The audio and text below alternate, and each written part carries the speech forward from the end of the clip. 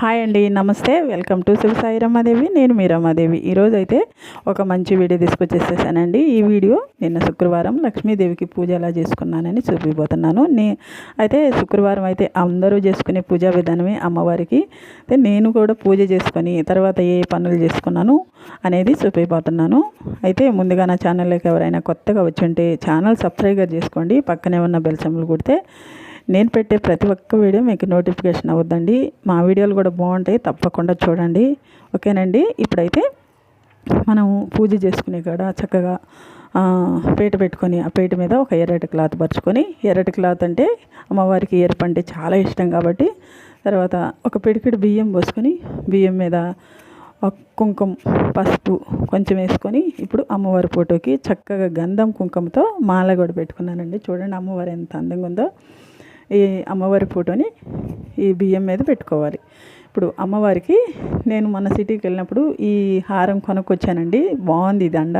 చూడండి, దీని కాస్ట్ 100 రూపాయలే. అమ్మవారికి వేద్దామని తెచ్చాను. ఇంకా ఇదైతే వేసి పువ్వులతో అమ్మవారికి అందంగా అలంకరించాను. తర్వాత అమ్మవారికి ఇష్టమైన పసుపు కుంకుమ, ఇవైతే అమ్మవారికి ఎంతో ఇష్టం కదా. ఇంకా పసుపు కుంకుమ పెట్టుకున్నాక ఒక ప్లేట్ తీసుకొని ఆ ప్లేట్కి గంధము కుంకుమ పెట్టుకొని దాని మీద 3 తమలపాకులు పెట్టుకోవాలి. ఈ తమలపాకులకు కూడా చక్కగా గంధం కుంకుమతో అలంకరించుకోవాలి. ఇక్కడ నేను మా ఇంట్లో కొంచెం ఫ్లవర్ లాంటి దీపారాజన ఉందండి. దీపం కింద ఉంది, ఇది చూడండి. ఇది పెట్టుకుంటున్నాను. తామర పుష్పం లాగా ఉంది కదా, ఈ దీపారాజన పెట్టుకుందామని నేను ఇట్లా ప్లేట్ పెట్టుకున్నాను. తర్వాత ఈ దీపపు కుందికి కూడా చక్కగా గంధం కుంకుమతో అలంకరించుకొని ఎర్ర వత్తులు 3 వత్తులు తీసుకొని ఒక వత్తిగా వేసి ఇంకా నువ్వుల నూనెతో ఆయిల్ వేసుకొని చక్కగా పువ్వులతో అందంగా అలంకరించుకోవాలి. ఈ పూలు అయితే కస్తూరి పట్లు అంటామండి మేము. నేను నిన్న వేరే వాళ్ళ ఇంటికి వెళ్తే అక్కడ కోసుకొచ్చుకున్నాను, బాగున్నాయి, అందుకనే ఉండిచ్చాను. తర్వాత రాగి చెంబ పెట్టుకోవాలి అమ్మవారి ముందు. తర్వాత అమ్మవారి ముందు ఎప్పుడైనా పూజ చేసుకునేటప్పుడు పసుపుతో అలికి ముగ్గు వేసుకోవాలి. ముగ్గు లేకుండా అసలు పూజ అవ్వదు. నేనైతే ప్రతి వీడియోలో మీకు ముగ్గు అయితే చూపిస్తుంటాను. ఈరోజు పీట కింద అలకలేదు, కానీ పీట ముందు అయితే పసుపుతో అలికి చక్కగా ముగ్గేసి బియ్యం పిండితో పసుపు కుంకుమ వేసుకొని తర్వాత అమ్మవారికి పూజ చేసుకోవాలి. పూజ చేసుకుంటా అక్షంతలు గంధము కుంకుమ సమర్పించుకోవాలి. అయితే మనం ఏ పూజ చేసినా వినాయకుడి పూజ ముందు ముఖ్యంగా కాబట్టి మనం వినాయకుడికి పూజ చేసినాకే చేస్తాం కాబట్టి నేను వినాయకుడికి పైన పూజ చేసుకున్నానండి. చక్కగా దీపారాజన చేసి పువ్వులు పెట్టి ఆయనకి బెల్లం ముక్క ప్రసాదంగా పెట్టాను. అయినా మనం వినాయకుడిని తెలుసుకొని గంధము కుంకుమ అక్షంతలు పువ్వులు అమ్మవారికి సమర్పించాలి. తర్వాత అమ్మవారికి తాంబూలం కూడా సమర్పించాను, ధూపం వేసాను.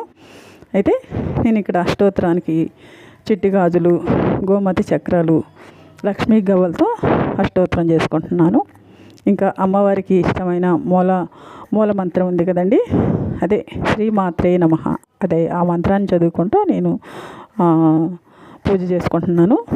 అయితే అష్టోత్తరాలు ఉంటాయి, ఇంకా అమ్మవారికి చాలా మంత్రాలు ఉంటాయి, అవన్నీ కూడా చదువుకోవచ్చండి.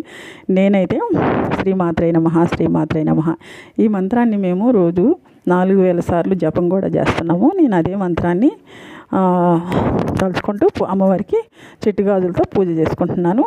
శ్రీమాత్రే నమః శ్రీమాత్రే నమః శ్రీమాత్రే నమః శ్రీమాత్రే నమః. తర్వాత అమ్మవారికి కుంకుమ పూజ కూడా చేసుకుంటున్నాను. లక్ష్మీదేవికి ఎంతో ఇష్టమైన కుంకుమతో అమ్మవారికి చిటికెడంత కుంకుమ పెడితే మనకి ఎంతో సౌభాగ్యాన్ని ఇస్తుందని మనకు అందరికీ తెలుసు. ఆ తల్లి అమ్మవారికి కూడా కుంకుమతో కూడా అర్చన చేసుకుంటున్నాను.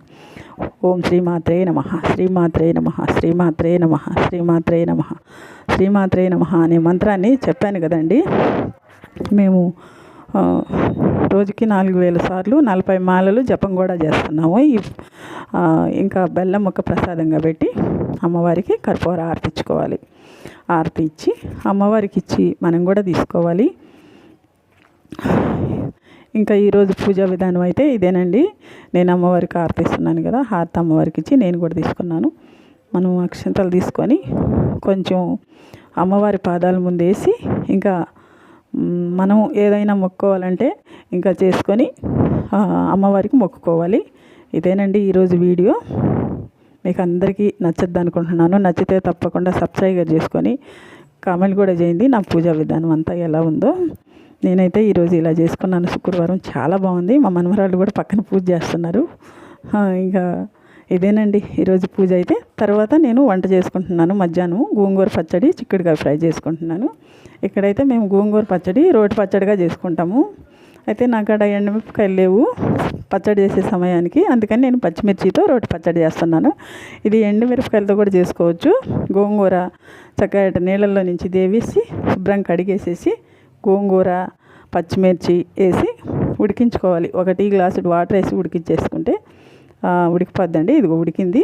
తర్వాత దాంట్లోకి ఒక 2 ఉల్లిపాయలు తీసుకొని సాల్ట్ వేసుకొని చక్కగా రోట్లో దంచేసుకోవాలి. ఇది తాలింపైన పెట్టుకోవచ్చు, లేకపోతే ఇలాగైనా చేసుకోవచ్చు. మా ఊరి సైడ్ అయితే ఎక్కువ తాలింపు బెటరు. మామూలుగా ఇట్లా దంచుకొని ఉల్లిపాయలు వేసి ఉప్పు వేసి దంచేసి తినేస్తారు. కాకపోతే నేను కొంచెం తాలింపు వేద్దాం అనుకుంటున్నాను. ఇక్కడైతే రోట్లో దంచుకుంటున్నాను. ముందు పచ్చిమిర్చి కొంచెం సాల్ట్ వేసి దంచుకోవాలి. తర్వాత ఇంకా పచ్చడి కూడా అంతా గోంగూర కూడా అంతా వేసి దంచేసుకోవాలండి. ఇది చాలా బాగుంటుంది ఈ పచ్చడి అయితే. ఇది కూడా 2 రోజులు ఉంటుంది. వాటర్తో ఉడకదు కాబట్టి కొంచెం ఎక్కువ రోజులు ఉండదు. అయితే ఎండుమిర్చితో చేసుకుంటే చాలా రోజులు ఉంటుంది, వారం రోజులు కూడా ఉంటుంది. నేను దీంట్లో అయితే ఉల్లిపాయలు వేసుకుంటున్నానండి. ఉల్లిపాయలు వేసుకుంటే చాలా బాగుంటుంది ఈ పచ్చడి అయితే. ఉల్లిపాయలు వేసుకొని చేసుకుంటే, అందుకని నేను ఎక్కువ ఉల్లిపాయలు వేసాను. ఈ పచ్చడి ఎలా ఉందనేది, నేను రోటి పచ్చడి అయితే అయితే ఈ గోంగూర పచ్చడి అయితే మనం మిక్సీలో వేయకూడదండి, రోట్లోనే వేసుకోవాలి. బాగుంటుంది దంచుకుంటే. చక్కగా ఇక్కడ దంచుకొని వచ్చిన తర్వాత నేను నా తాలింపు వేసుకుంటున్నాను. ప్యాన్ పెట్టుకొని 2 స్పూన్లు ఆయిల్ వేసుకొని శనగపప్పు 2 స్పూన్లు వేసుకున్నాను. అంటే అది చిన్న స్పూను. ఇంకా మినపప్పు 1 స్పూను, జీలకర్ర, ఆవాలు, ధనియాలు కాదండి, ఆవాలు, జీలకర్ర, ఎండుమిర్చి, ఎల్లుల్లిపాయలు, కరివేపాకు వేసి తాలింపు వేసేసుకోవాలి. చూడండి ఇలా వేసేసుకుంటే 2 రోజులు ఉన్నా పాడవకుండా ఉంటుందండి. ఇది వాటర్లో ఉడకద్దు కాబట్టి చాలా బాగుంటుంది. ఇది ఇప్పుడైతే మొత్తం కలిపేసుకొని గిన్నెలోకి తీసేసుకోవాలి. ఇంకా పచ్చడి అయితే రెడీ అయిపోయింది. ఇప్పుడు గోరుచిక్కుడుకాయలు ముందే ఉప్పేసేసి ఉడికించానండి.